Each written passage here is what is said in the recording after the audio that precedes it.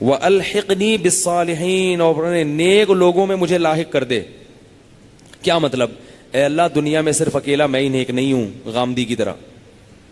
دنیا میں بہت آج کل اس پہ آیا ہوا ہے وبال غامدی کا، پتہ نہیں ہر تھوڑی دیر میں میری وہ کہتا ہے میں کسی کو نہیں مانتا. انبیاء ہمیشہ یہ دعوت دیتے ہیں کہ اللہ جتنے دنیا میں مسلم ہے نا مجھے بھی ان میں ایک ادنا فرد بنا دے. حالانکہ انبیاء سب سے افضل ہوتے ہیں، لیکن تواضع کہ اللہ بہت سارے تیرے فرما بردار ہیں تو مجھے بھی ان لوگوں میں شامل کر لے. اور جو یہ کہتے ہیں نا میں مجھے پتا ہے باقی سارے ایسے ہی ہیں، اس کا مطلب اسے نہیں پتا. جب بھی کوئی آدمی نمایاں ہونے کی کوشش کرے، پرومیننٹ ہونے کی کوشش کرے کہ میں ہوں، مجھ سے پوچھو، مجھے سب پتا ہے، باقی میں کسی کو نہیں مانتا، میں قرآن حدیث کے خود سمجھتا ہوں، یہ سارے مفسرین سارے محدثین میں کسی کو فالو نہیں کرتا، اس کا مطلب وہ سارے کیا تھے؟ وہ مسلم نہیں تھے، وہ اللہ کے نیک نہیں تھے. تو پہلی دفعہ پیدا ہوا ہے دنیا میں نیک.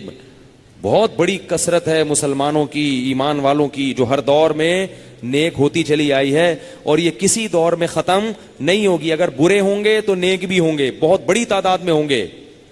کیونکہ نبی نے یہ نہیں فرمایا کہ نیک لوگ ہر دور میں ہوں گے، فرمایا بہت بڑی تعداد میں ہوں گے. اس کی دلیل یہ ہے کہ حدیث میں آتا ہے ظاہرین علی الحق، حق پر ان کا غلبہ رہے گا، حق ان کے ہاتھ میں ہوگا. غلبہ کا مطلب کیا ہوتا ہے؟ پاور ہوگی ان کی، پتا چلے گا، یہ اپنا وجود ہوگا. یہ نہیں کہ چار آدمی کھوکھرا پار میں ایک جماعت المسلمین کی مسجد ضیاء الدین ہاسپٹل کے قریب، اس کو غالب نہیں کہتے. باقی دنیا میں پتہ ہی نہیں، پتہ ہی کوئی نہیں، ٹھیک ہے نا، باقی دنیا میں کوئی ہے ہی نہیں. تو یہ اہل سنت والجماعت ہیں، ائمہ کو فالو کرنے والے، جو حرم میں بھی ہیں، مصر میں بھی ہیں، بہت بڑی تعداد میں، ترکی میں، ہندوستان میں، پاکستان میں، ایسے غالب رہیں گے.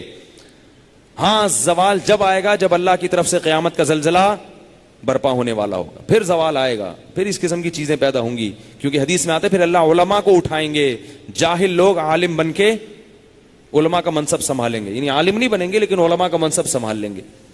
تو یوسف علیہ السلام کیا دعا مانگ رہے ہیں؟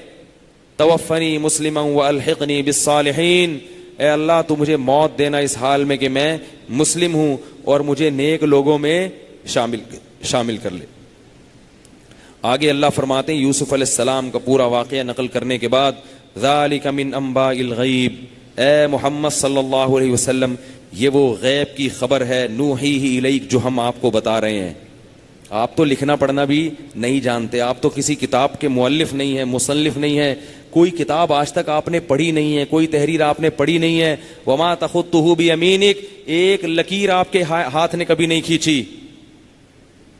لیکن کیسا دلکش واقعہ، پورا الف سے لے کے یا تک واقعہ سنا دیا. فرمایا وما کنت لدیہم اذ اجمعوا امرہم وہم یمکرون، اے محمد اس وقت آپ ان کے پاس موجود نہیں تھے جب بھائیوں نے مل کے فیصلہ کیا تھا کہ یوسف کو کنویں میں ڈالیں گے، اور وہ یوسف کے خلاف مکر کر رہے تھے، کچھ بھی آپ کو معلوم نہیں تھا.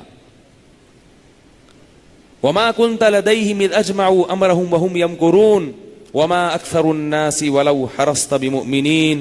اس واقعے کو سن کے ان سب کو آپ کی نبوت پر ایمان لانا چاہیے تھا، خاص طور پہ یہودیوں کو اور عیسائیوں کو، کیونکہ یہ واقعات ان کی کتابوں میں ہیں، آپ نے ان کی کتابیں نہیں پڑھی، اور عربوں کا یہود و نصارہ سے کوئی لنک بھی نہیں تھا ایسا علمی. لیکن فرمایا اس کے باوجود اکثر لوگ، اس وقت جو دنیا میں اکثریت ہے وہ آپ پر ایمان نہیں لائے گی، اگرچہ آپ کتنی ہی حرص کر لیں. تو اس کی وجہ یہ نہیں ہے کہ آپ کی دعوت میں کمزوری ہے. کیوں؟ فرمایا وَكَأَيٍّ مِّنْ آيَةٍ فِي السَّمَاوَاتِ وَالْأَرْضِ يَمُرُّونَ عَلَيْهَا وَهُمْ عَنْهَا مُعْرِضُونَ. ایک یوسف کا واقعہ نہیں ہے، یہ تو زمین اور آسمان کی سینکڑوں نشانیاں ہیں جنہیں یہ صبح و شام دیکھتے ہیں مگر پھر بھی اللہ پر ایمان نہیں رکھتے. آج بھی سینکڑوں نشانیاں نظر آتی ہیں ہمیں اللہ کی. تو یہ یوسف علیہ السلام کا واقعہ ہے، قرآن نے بیان کیا. پھر آگے اللہ نے اس آخری رکوع میں فرمایا ادعو الی سبیل ربک بالحکمت والموعظۃ الحسنہ. اے محمد صلی اللہ علیہ وسلم آپ لوگوں کو حکمت اور بصیرت کے ساتھ دعوت دیتے رہیے، حکمت اور بصیرت کے ساتھ دین کی طرف دعوت دیتے رہیے. اللہ خود جانتا ہے کہ کون سیدھے راستے پہ آنا چاہتا ہے اور کون گمراہی کے راستے پہ چلنا چاہتا ہے.